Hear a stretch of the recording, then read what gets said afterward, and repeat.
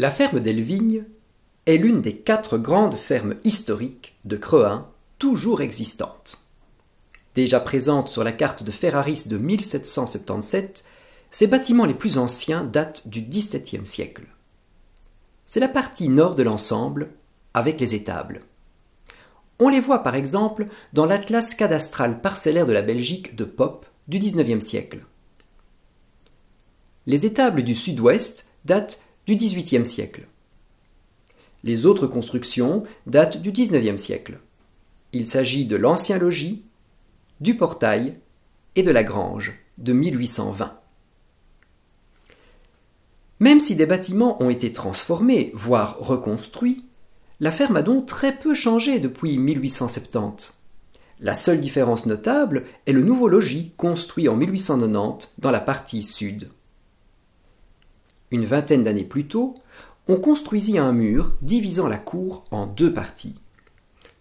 Pourquoi une telle séparation ?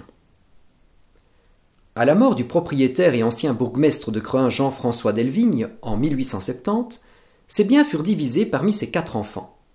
2 d'entre eux se partagèrent la ferme, une division marquée physiquement par le mur.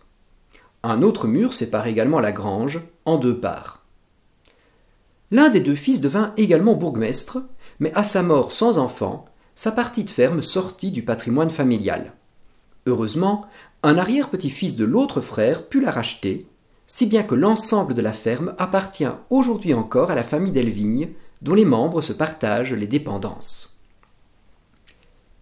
Si l'on observe cette ferme en carré depuis la rue Laurier, un petit chemin sur la gauche du bâtiment longe d'abord les anciennes étables du XVIIIe siècle, élargi depuis le XIXe siècle, ce qu'indique la pente du toit.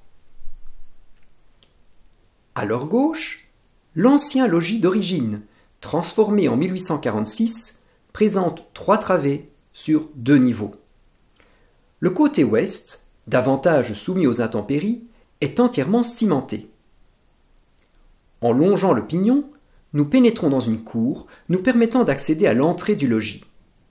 Une dalle en pierre nous évite de tomber dans un puits de 10 mètres de profondeur, et heureusement.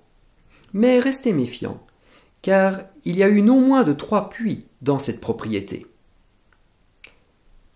De la cour, nous pouvons voir en face du logis la grange de 1820.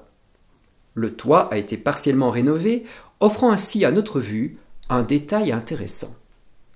Je vous parlais au début de cette vidéo des murs qui séparèrent la propriété en 2 parties.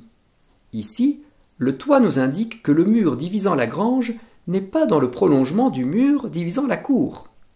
Le mur de la grange a en effet été soumis à certaines contraintes internes au bâtiment, quand la cour offrait plus de liberté. Les bâtiments sur la gauche sont les plus anciens. Pour rappel, ces étables datent du XVIIe siècle. C'est là que les vaches mettent bas. L'une des 2 portes cintrées a été murée. Au-dessus, entre des gerbières également cintrées, une petite niche votive veille sur le bien-être spirituel de tout le monde. Quittons notre petit chemin et observons la ferme depuis la rue Laurier. À côté des anciennes étables dont nous avons parlé se dresse le nouveau logis de la ferme sud, avec ses 3 travées sur 2 niveaux et demi et un soubassement en pierre. Ensuite, le bâtiment d'1 niveau et demi, construit au XIXe siècle, abritait des étables, mais est aujourd'hui visiblement transformé en logement. Il abrite également le porche d'entrée. Construit en pierre calcaire, celui-ci possède un arc en anse de panier qui est doublé d'un rouleau de briques. Dans le bas, des chasse-roues préservent son intégrité. Ce porche nous permet d'accéder à la cour, où une pelouse remplace avantageusement l'ancienne fumière. Ce qui frappe en regardant les bâtiments, ce sont les murs blanchis. Cette fois, l'entrée du logis de 1890 et celle des anciennes étables sont visibles. Le petit bâtiment à droite le long du mur abrite l'un des puits de la ferme. En face, la grange de 1820 possède 2 grandes entrées pour laisser passer les charrettes de l'époque, une de chaque côté du mur de séparation dont nous vous avons parlé. Au XXe siècle, Cet ensemble a été complété au nord par des bâtiments qui servent d'étables pour les veaux, vaches et taureaux, mais aussi de réserves de paille et de matières premières pour nourrir tout ce monde bien sympathique.